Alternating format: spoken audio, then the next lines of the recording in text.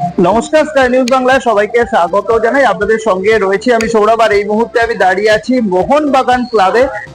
আপনারা দেখতেই পাচ্ছেন আমার পিছনে সেই অমর একাদশের মূর্তি কিন্তু রয়েছে, এবং মোহনবাগান দিবস আগামীকাল রাত পোহালেই কিন্তু প্রতিটি বাঙালির কাছে, মোহন প্রেমী সমর্থকদের কাছে কিন্তু একটা আবেগের দিন, গর্বের দিন।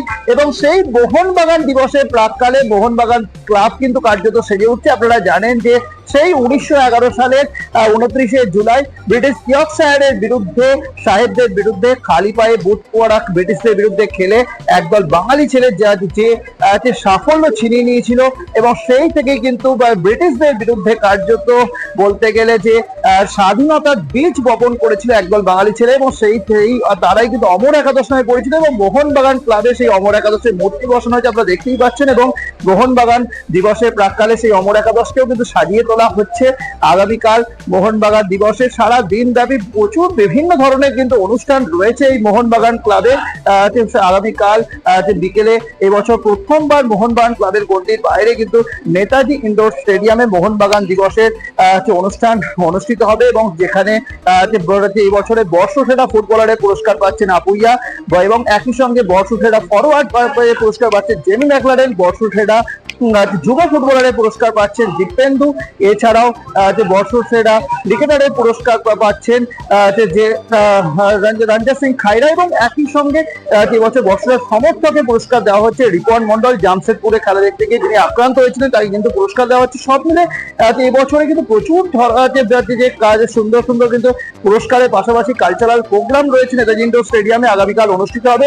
এবং আগামীকাল সকাল থেকে কিন্তু মোহনবাগানের সমর্থকরা, সদস্য সমর্থকরা দূর দূরান্ত থেকে তারা কিন্তু প্রতি বছরের মতো এবছরও মোহনবাগান ক্লাবে আসবে, এবং তারা কিন্তু তাদের সেই মোহন প্রিয় ক্লাবে এসে তারা আনন্দ উপভোগ করবেন। এবং বিভিন্ন ধরনের কর্মসূচি এখানে রয়েছে, পাশাপাশি দুপুর 2টোর সময় ফ্ল্যাগ হোস্টিং রয়েছে, প্রাক্তন ফুটবলারদের ম্যাচ রয়েছে।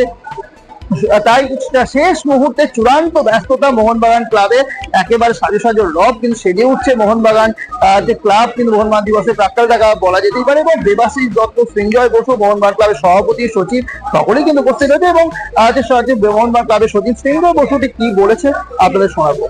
না দেখুন, 29শে জুলাই আমাদের প্রতিবারই ভালো হয়। দ্য ডিফারেন্সেস আমরা যখন নেতাজি ইন্ডোরে করি সেটা একটু আকারে বড় হয়, কারণ এত বড় একটা স্টেডিয়ামে করছি, আর যখন মাঠে করি একটু অন্য রকম হয়। সো মোহনবাগান ডে আমাদের কাছে চিরকালই স্পেশাল, এবং এবারেরটা আপনি বলতে পারেন আমার কাছে একটু স্পেশাল, কারণ আমি জেনারেল সেক্রেটারি, সেখানে মোহনবাগান রত্ন পাচ্ছে টুটুবোর। এটা আমার মনে হয় এটা আমার কাছে একটা ইমোশনাল ব্যাপার, স্পেশাল নন স্পেশালের ব্যাপার না। সো সেই খান থেকে আপনি বলতে পারেন।